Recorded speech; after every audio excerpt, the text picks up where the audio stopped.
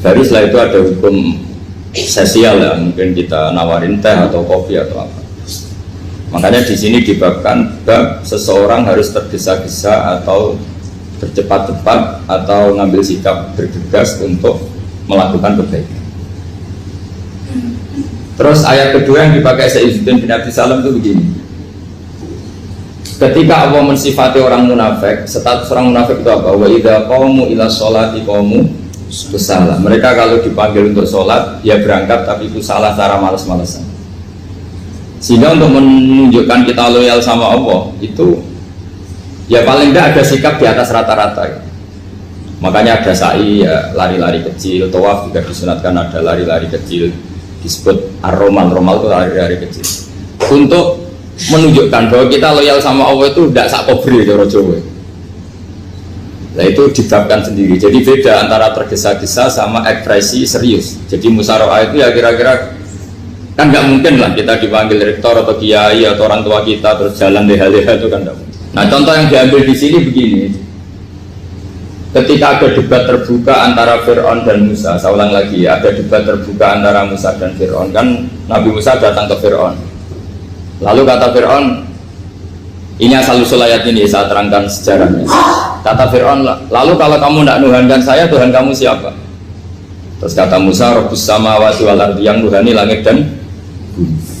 Fir'aun masih berkelit. Kalau Tuhan di bumi, setahu saya kemana-mana yang dituhankan saya, kata Fir'aun. Ma'alim tulakum min ilahin ruili. Terus Nabi Musa masih ngendikan, ya sudah Tuhan yang nuhani langit. Terus Fir'aun manggil Haman. Haman itu arsitekturnya Fir'aun. Ya Haman ibnili sorhal ali abduhul asbab samawati fa'atoliya ila ilahi Musa. Haman bangunkan kami piramida yang tinggi. Saya ingin melihat Tuhannya Musa.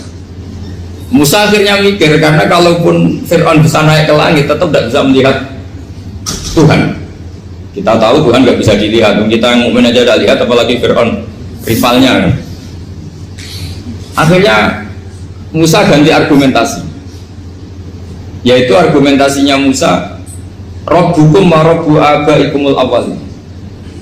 Ini perlu diingat dan perlu saya sampaikan. Yang nuhani kamu dan yang menuhani leluhur kamu itu sangat memukul Fir'aun. Karena logikanya kalau Fir'aun itu Tuhan, berarti babahnya dulu tanpa Tuhan. Ini ada Tuhan terlambat. Jadi kalau Fir'aun Tuhan, berarti babahnya tanpa Tuhan, karena zaman era mbahnya belum ada Tuhan. Karena perdebatan itu banyak penggawa Fir'aun yang mukmin. Wah ini Fir'aun nggak benar ini. Kalau dia Tuhan berarti babahnya tambah. Karena kalau iman itu akan diadili, akan dieksekusi, maka orang ini berstatus rojulum mukminum min ali Fir'aun yaktum imanah. Maka di Quran diterangkan wa qala rojulum mukminum min ali Fir'aun yaktumu imanah. Ada seseorang yang iman tapi menyembunyikan iman. Lah orang ini selalu ikut rapat di rapat-rapat penting Fir'aun, termasuk rapat ketika Fir'aun dan para tentaranya memutuskan membunuh Musa. Karena dia ikut rapat dan eksekutornya besok disuruh menangkap Musa, orang ini malam itu juga nemuin Musa terus bilang innal mal ayat tabiru nabikal yak dulu kamu Musa, rapat tadi malam memutuskan kamu besok dibunuh, maka kamu harus bergegas meninggalkan Mesir. Nah, dari kesimpulan itu, dari cerita itu kemudian diambil secara hukum fikih bahwa untuk menyelamatkan darah harus sah, harus bergegas. Andai kan Musa itu kok sak kober, sak sempate, maka keburu. Andai kan ini rojul ini tadi, orang tadi penasihat tadi kok sak kober ya, maka berarti Musa terlanjur tertang. Jadi itu pentingnya ulama ya. Jadi cerita yang linier, cerita yang seakan-akan cerita di tangan ulama tetap menjadi al-ahkam al-fiqhiyah, menjadi ketentuan-ketentuan apa? Fikih. Jadi yang diambil di sini adalah lelaki tadi yang ikut rapat jadi bergegas menemui Musa, memberitahu kalau kamu besok mau dieksekusi, fakrus, maka kamu harus cepatnya keluar dari Mesir untuk menyelamatkan diri. Terus oleh Sayyiduddin bin Abi Salam dibabkan bab harus tergesa-gesa menyelamatkan darahnya orang apa? Islam. Jadi ini penting saya sampaikan. Jadi al-qasas ya, semua cerita di Quran itu tidak sebagai cerita, karena Quran tidak ingin melahirkan pendongeng. tapi harus menjadi ibrah, menjadi teladan.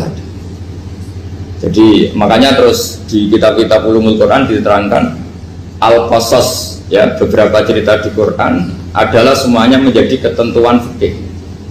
Saya ulang lagi ya, semua cerita yang ada di Quran itu menjadi ketentuan fikih, meskipun alurnya apa?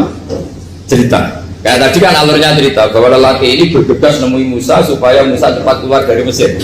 Terus dibabkan babul musaroah ila musifid. Saya teruskan. Wa kama laro'ai nama yaktulu musliman law tabtu'u alaihi laqota lagu fal musaroah ila takrisihi min wajibatun. Idlaisal unatu mahmudatan fi kulli syai'in falaha mawatin tuhmadu fiha wa mawatin tutammu fiha wa kadzalika al musaroah wal lain wal dhulta wa ghairuhuma. Terus cara berpikir ulama, saya pernah baca dalam satu sejarah ulama besar namanya Sufyan Ats-Tsauri. Sufyan Ats-Tsauri itu menjadi wali itu gara-gara kalau sholat di masjid itu beliau datang sebelum adzan. Saya ulang lagi, beliau datang sebelum adzan. Ditanya, kenapa kalau kamu datang sebelum adzan? Saya ini gak ingin jadi hamba yang buruk. Hamba yang buruk atau pembantu yang buruk adalah setempe nunggu dipanggil. Misalnya kita tahu majikan kita pasti manggil jam 7. Kemudian jam 7 itu Anda masih ngopi, masih tata-tata, itu kan tidak menghormati majikan. Harusnya kamu setempe di jam yang saat itu pasti majikan Anda memanggil. Kata beliau, saya tidak ingin seperti pembantu yang buruk, datang nunggu apa? Di mana? Jadi itu ada beberapa spirit ya, atau inspirasi dari aturan-aturan mahabbah. Sebab itu ketika Allah kritik orang munafik, wa idza qamu ila sholati qamu kusala, ketika dipanggil sholat mereka datang bermalas-malasan. Karena tidak ada cintanya sama Allah, maka datang berlambat-lambat. Nah, berarti kalau ekspresi cinta mengharuskan kita datang bercepat. Makanya dalam istilah lain di Quran ini termasuk balaghatul Quran. Di juz 25 itu istilah menuju Allah itu fafirru ilallah. Kita tahu firar itu maknanya lari apa jalan biasa? Lari. Jadi untuk mengekspresikan mahabbah kita, kangen kita pada Allah, cara bahasa Arab isak kita, berontok kita sama Allah, tidak diistilahkan jalan tapi fafirru ilallah, harus bergegas berlari. Begitu seterusnya. Maka kalau ada orang Islam, terus ini konsekuensi hukum, ada non muslim minta, Pak Bah, saya tolong ajarkan syahadat. Nggak boleh saya bilang gini, monggo ke dalam dulu. Padahal perjalanan ke rumah saya misalnya setengah jam, nggak boleh. Saat itu meskipun sambil berdiri-diri harus kita tauhidkan. Kamu yakinnya Allah itu satu, Tuhan Allah, harus. Karena kalau ada perjalanan ke rumah 5 menit terus dia kecelakaan, belum syahadat, statusnya mati apa? Kafir. Dan kita ikut terlibat karena sebetulnya bisa mengislamkan saat itu juga. Analoginya kayak tadi lah. Orang kecelakaan di jalan karena kita pakai celana pendek, contoh Syria ya, saya tak pakai baju dulu. Habis itu dilides truk. Itu kan kita ikut salah karena kita yang punya kesempatan. Tentu yang disalahkan yang punya kesempatan. Karena merubah status dari potensi kelides truk menjadi sama sekali gak potensi kelides truk dengan kita inggirkan, meskipun kita dalam keadaan tidak ideal. Sama. Orang kafir yang mau masuk Islam itu umumnya kiai-kiai kan kadang sebagian disuruh mandi dulu, itu salah sebetulnya. Itu salah sekali. Sangat salah, apalagi nunggu seremonial di masjid, tunggal tokoh-tokoh itu bujutnya salah. Itu gak cuma salah, bujutnya salah. Jadi salah yang akut. Itu salah besar. Kalau seremonial monggo, tapi kalau mengislamkannya harus saat itu. Apalagi ya seremonial seminggu lagi nunggu tokoh terkenal, nunggu di syuting dulu, wah itu perilaku show, itu bukan mengislamkan itu. Makanya kita yang sebagai peneliti fikih itu kadang itu enggak srek gitu. Masa mau Islam nunggu di masjid dulu, di syuting dan tokoh-tokoh, itu salah. Itu sama dia kamu lihat orang kecelakaan mau menyelamatkan, ini ada wartawan enggak ya? Minta di syuting dulu setengah mati ini. Jadi kita normal saja dalam Islam, sesuatu yang mendesak, yang emergensi ya perlakuannya harus cepat. Sehingga dibabkan faslun fil musaroah ila nusifid fitima. Jadi ada beberapa contoh di Quran memang aturannya seperti itu. Makanya semua redaksi Quran tentang menuju Allah diredakseno fafirru ilallah. Makanya di tawaf ada ekspresi romal, jalan agak cepat. Di sa'i juga ada momen-momen kita harus romal berjalan cepat. Di beberapa aturan juga seperti itu. Ya saya ulang lagi, di beberapa aturan Islam juga seperti itu. Nah sekarang efek di hukum haji. Saya banyak baca literatur haji. Haji dalam aturan Islam itu wujuban tarofian, wajib yang tidak langsung mendesak. Kemudian semenjak ada fakta kita harus nunggu, daftar tunggu. Itu kita sebagai ahli fikih itu gampang. Misalnya gini, saya umur 20 punya uang, sekarang berapa daftar? 25 juta ya. Saya umur 20 punya uang 25 juta. Saya jomblo misalnya, ya butuh nikah, ya butuh macam-macam. Itu wajib daftar haji apa enggak? Karena kalaupun daftar nunggu 20 tahun. Nah sekarang kalau ada orang umur 50 tahun punya uang 25 juta, menurut Anda wajib daftar saat itu apa enggak? Mau daftar saja bisa game gitu. Nanti kalau misalnya umur 50 ditambah 25 kan 75. Itu kalau orang sumpah sudah tetap mati itu. Maka itu menjadi pertanyaan, apakah fikih ini kita rubah? Karena dulu kan orang itu longgar semua. Karena haji zaman Nabi pun tidak langsung dilakukan saat pertama diwajibkannya haji. Jadi Nabi punya sisi unik. Pertama ada tahun diwajibkannya haji, Nabi tidak langsung haji. Sebab itu ulama berkesimpulan kalau wajibnya haji tidak langsung. Maka fikih itu memang unik. Sholat juga gitu. Ada istilah begini dalam sholat. Watajibus sholat ala kulli muslimin wujuban muwassa'an. Di semua kitab fikih takbirnya seperti itu redaksinya. Wajib sholat dilakukan orang Islam wujuban muwassa'an, wajib yang ada longgarnya. Sehingga ketika zuhur jam 12 WIB kita dengar azan, boleh sholat setengah 1, jam 1, setengah 2, jam 2. Karena memang wujuban muwassa'an, memang ada batas akhir waktu misalnya sampai setengah 3. Nah problemnya begini, misalnya setengah 1 Anda pasti dipanggil majikan kamu yang diharuskan melakukan satu aktivitas, misalnya Anda pilot yang nggak mungkin sholat lagi di kokpit. Apakah status wujuban muwassa'an wajib yang longgar menjadi hilang karena setelah itu tidak ada kesempatan lagi sholat?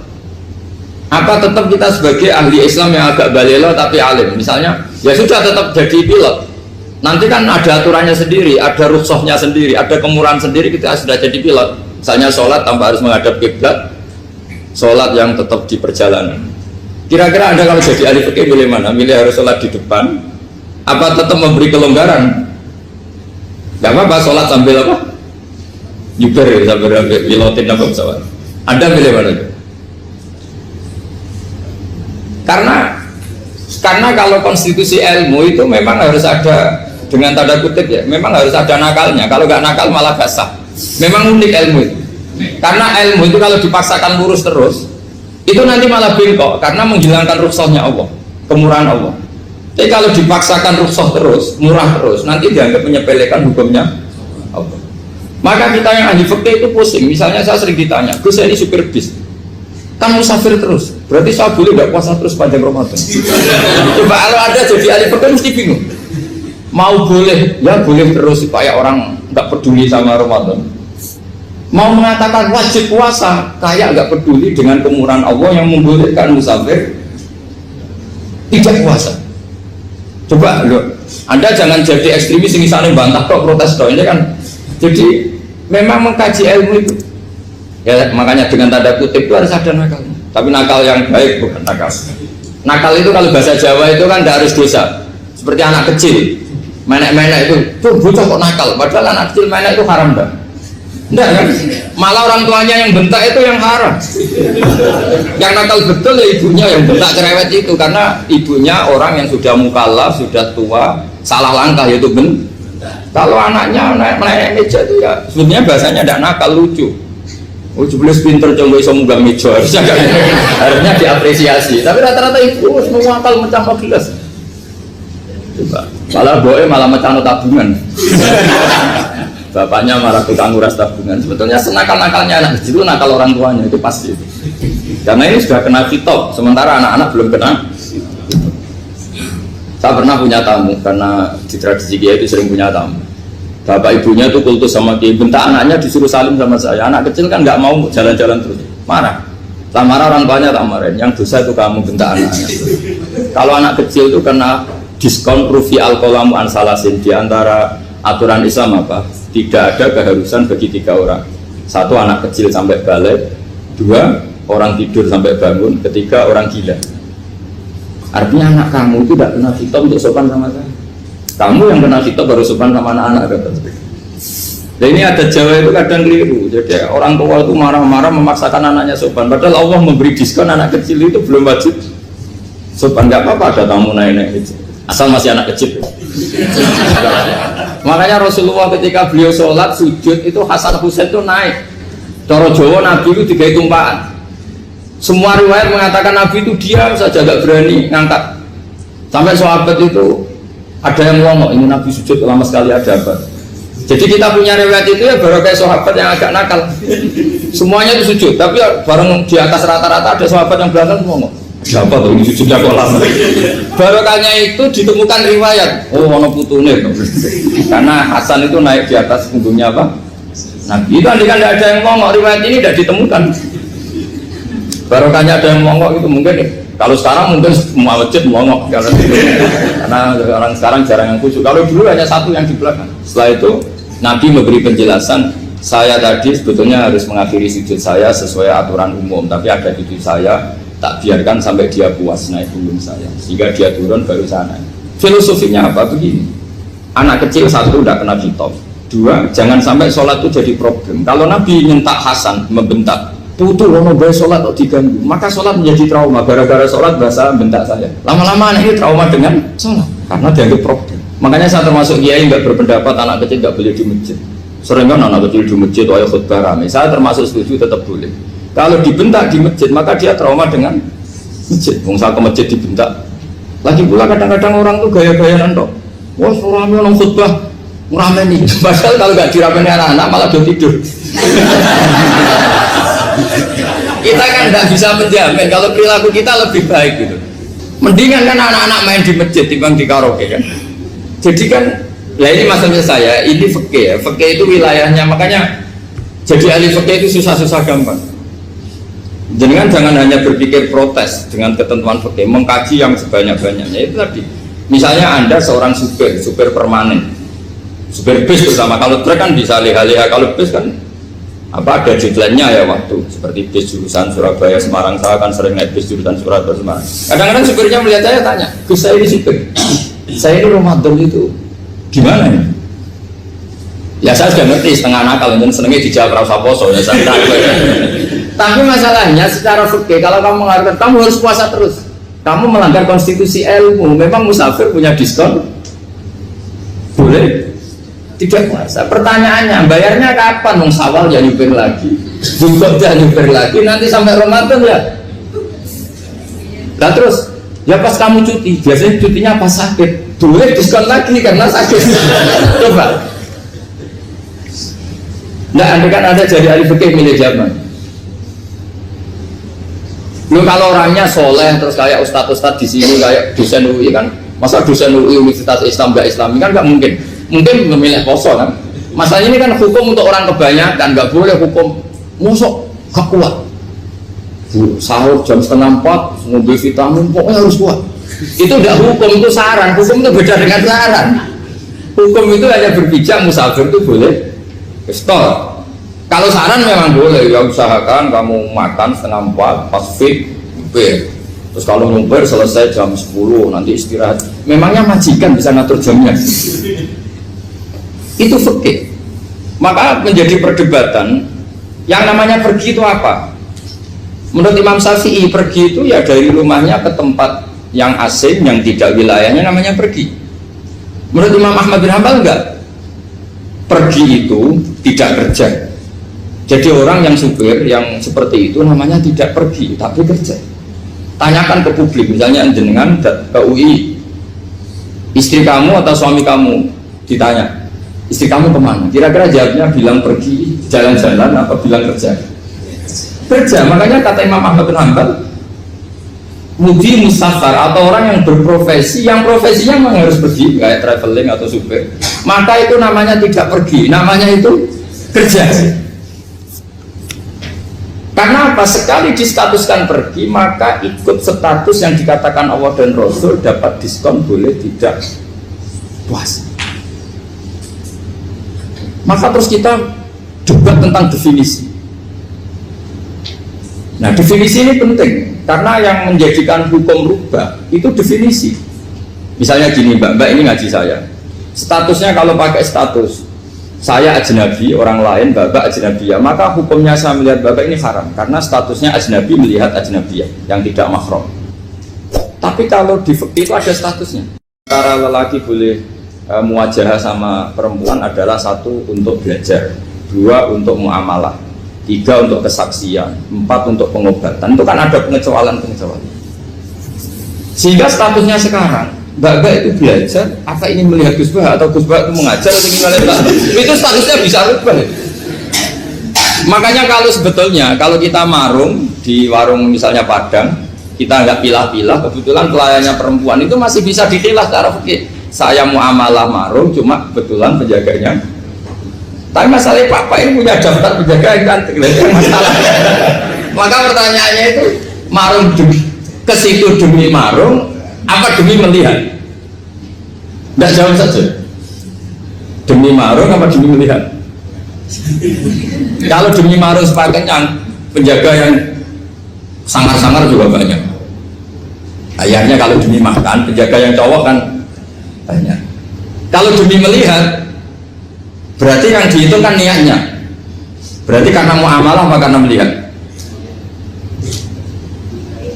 Melihat. Itu status. Jadi makanya kalau mudi musafar itu namanya orang pergi atau orang kerja? Orang kerja. Maka menurut pikirannya Imam Ahmad bin Hanbal, seperti itu harus puasa karena dia adalah pekerja, bukan musafir. Lalu dalam masalah jumlah 3 hari misalnya, kalau dalam fikih kita, nggak saya kenapa ngomong fikih terus ya, karena banyak yang melupakan fikih.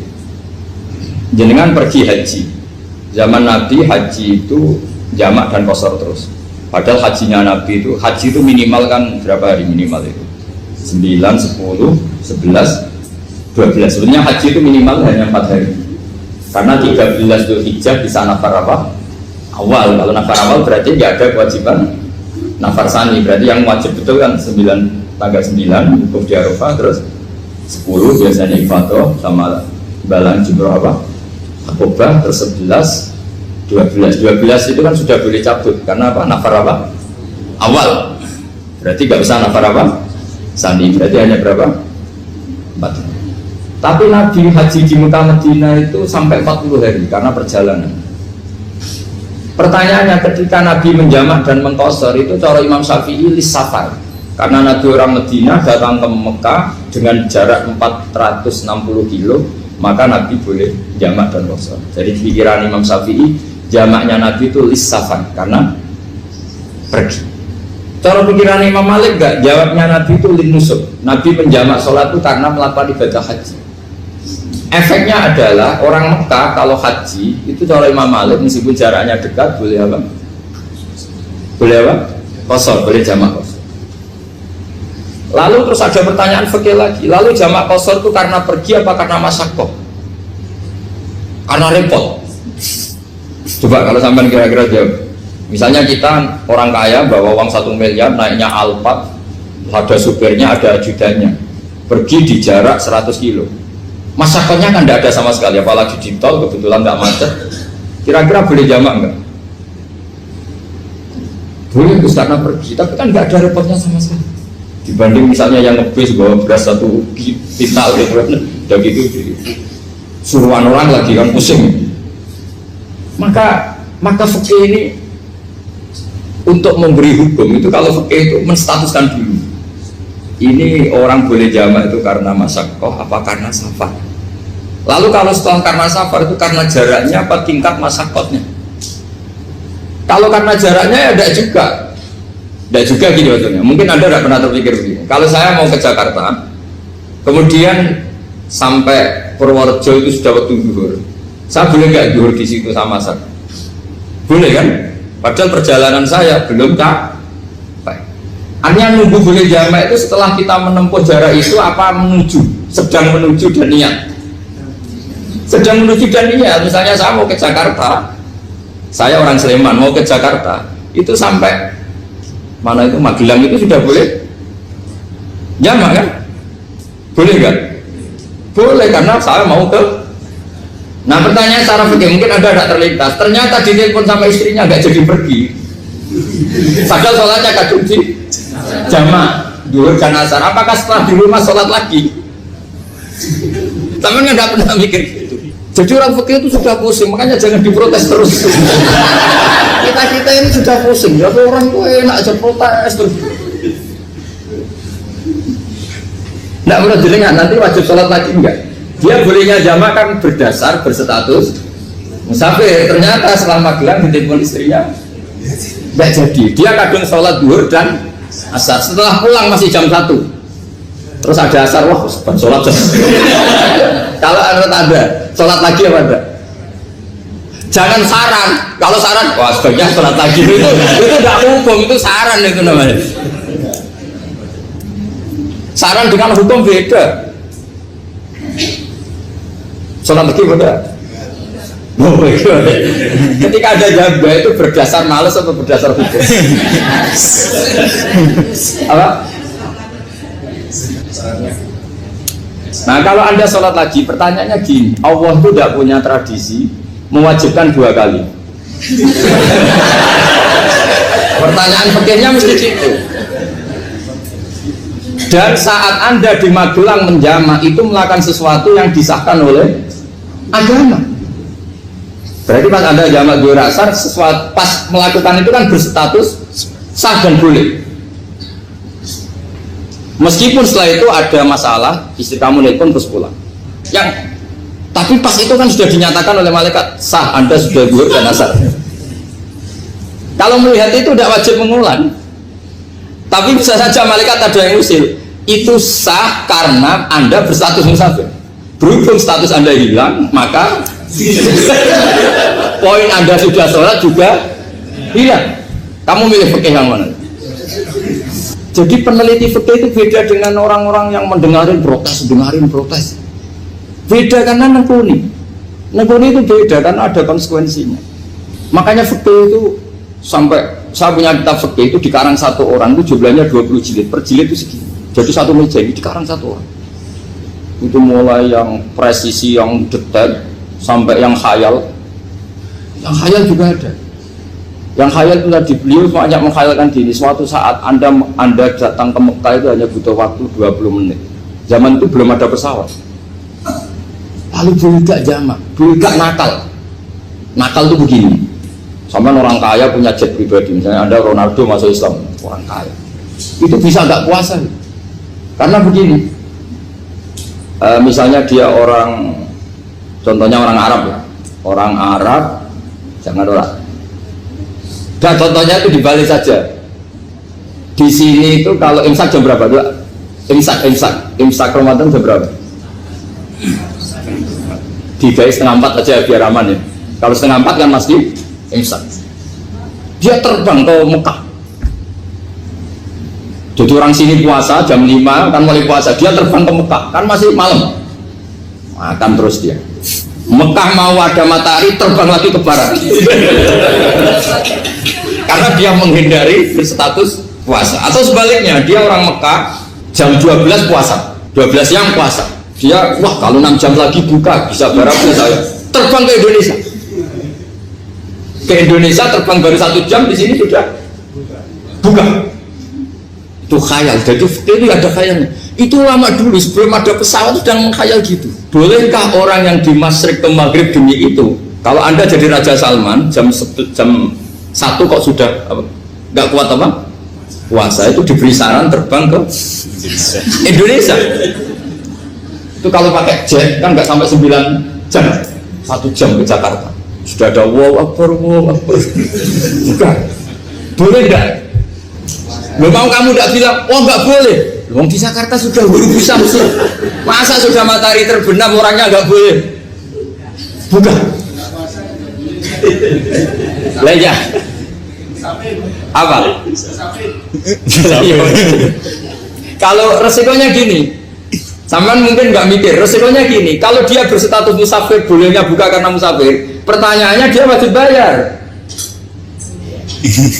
Kan musafir bolehnya kodok nanti harus bayar, tapi kalau dia buka normal kan bayar, beda, efek pakainya beda. Sampean jangan protes, Gus Baik gimana, mau ngaji mana tidak senang. Ini kan ngajinya para dosen, para pegawai, jadi harusnya itu jadi mufti, ngaji untuk jadi mufti. Bukan ngaji untuk mendengarkan. Jadi makanya saya mohon jangan sering protes sama ulama itu sudah pusing. Karena efek-efek hukum itu tidak gampang. Kayak tadi misalnya kalau dia boleh buka atas nama musafir, resikonya wajib bayar. Masalahnya Raja Salman ini mau enggak dia inginnya.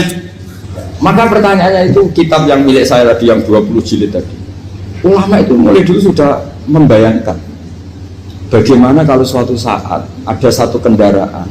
Kenapa ulama bisa membayangkan itu? Karena ada buruk. Meskipun mereka nggak numpak buruk, hanya Rasulullah, tapi kan bisa membayangkan ada toyul waktu. Waktu itu bisa dilipat. Karena ulama dulu ahli astronomi, jadi bumi itu bulatnya gini, muternya gini. Berarti suatu saat ada satu ilmu di mana orang ngambil satu posisi terus melewati toyul waktu, ngalami lintasan waktu. Mulai dulu itu sudah dibicarakan. Pertanyaannya lalu status orang ini kayak apa? Misalnya tadi orang Mekah ingin cepat buka terbang ke Indonesia. Orang Indonesia menghindari imsak, misalnya 3:30, dia belum sahur. Wah kalau saya di Indonesia ini sepatnya sahur. Wah saya tak terbang ke Mekah. Enak kan terbang di Mekah ternyata masih jam 8. Wah bisa makan sepuasnya jam 8 malam, maksudnya jam 20. Kan enak sih. Baru warak balik ke Indonesia terus jam 1 siang. Jam 1 siang kalau ingin cepat buka terbang ke timur langsung buka. Berarti dia kira-kira masa aja 3 jam. Tapi terus ya mungkin kalau sampean tahu kok sudah repot-repot ngono tinggal turu nggak sinetron kok buka dewi. Itu tidak hukum, saran itu namanya apa? Kalau hukum tetap tadi yang dikatakan puasa adalah imsak, mulai jam imsak sampai hurubus. Lalu pertanyaannya lagi, hurubus samsi sampai imsak itu konversi jam apa nyata-nyata hurubus samsi? Kalau yang diliwati khatul istiwa itu nyata, fi'lan, kalau dalam bahasa Arab fi'lan awaki'iyah. Tapi kalau Anda orang kutub, saya sering kirim-kiriman surat sama mufti-mufti yang ada di Timur Tengah, di Eropa, konsultasi maksudnya. Orang kutub itu kan tidak ada matahari, tidak ada apa-apa. Jika kalau Anda baca kitab di kutub, mesti Gus Bak ajaran pembohong. Misalnya orang kutub ngaji saya, kamu harus subuh sebelum matahari terbit. Sekali matahari terbit waktunya hilang. Duhur setelah matahari agak ke barat. Asar kalau matahari terbenam hilang waktunya. Terus mereka mesti bilang mataharinya di mana? Maka pertanyaannya, boleh gak mengkonversi waktu untuk orang kutub? Jadi misalnya pola umum subuh jam 4:30, berarti antara subuh dan qadha itu 1,5 jam. Subuh sama zuhur polanya berapa berarti? Kalau 4:30 sampai jam 12 itu 6 sama 7,5. Berarti ya kira-kira habis subuh nunggu 7,5 jam baru zuhur, nunggu 3 jam baru asar, nunggu 3 jam baru maghrib. Berarti waktu puasa kira-kira antara jam 4 sampai jam 6. Berarti berapa jam itu? 12 sama 2 14. Oke, berarti orang kutub harus puasa 14 jam. Tidak bergantung waktu mata. Tapi ada lagi pertanyaan lucunya gini, lalu 14 jam Gus itu dimulai dari mana? Apa asal 14 jam? Apa harus ada konsensus setarnya? Masih ada PR lagi. Menurut kamu gimana? Ada konsensus setarnya dimulai jam 4 dini hari. Apa asal jumlahnya? Imsak 14 jam. Mikir lagi ya, itu di Denmark itu ada satu musim di mana siang terus sampai sekian bulan, siang terus sampai orang sana itu capek. Kenapa ada siang terus? Logikanya kan tadi bumi itu belajar juga belajar bala astronomi. Kalau tepaan kamu di sisi yang barat agak utara atau agak selatan, matahari ini kentron terus, sehingga bumi mulak malik ya kamu kesentron terus karena kita ini kan tepaan di katulis tiwa. di khotul istiwa. Sebenarnya khotul istiwa itu bahasa Arab dari kata khotul istiwa. Khotul itu garis, istiwa itu tengah. Islam itu oleh Allah memang dipilih di tempat paling top, yaitu Mekah. Mekah Ka'bah itu suratul ardi. Jadi sebelum ditemukan ilmu astronomi itu Nabi sudah ngendikan Al-Ka'bah suratul ardi. Ka'bah itu pusarnya bumi. Sehingga di Ka'bah itu satu-satunya area yang terbebas dari medan magnetis. Karena dari utara dan selatan benar-benar di tengah. Maka potensi jam paling akurat di dunia itu hanya jam yang di Mekah itu. Karena apapun akuratnya teknologi di Amerika atau Jerman, karena jam itu dari logam tetap ketarik medan magnetis, entah berapa 00, tetap kena. Misalnya jam di Jerman lebih dekat mana kalau Jerman, mesti ketarik medan magnetis, entah berapa kadarnya, karena materi jam dari logam. Sementara di Mekah karena di tengah itu terbebas dari medan magnetis. Nah, sehingga yang segaris dengan Mekah kayak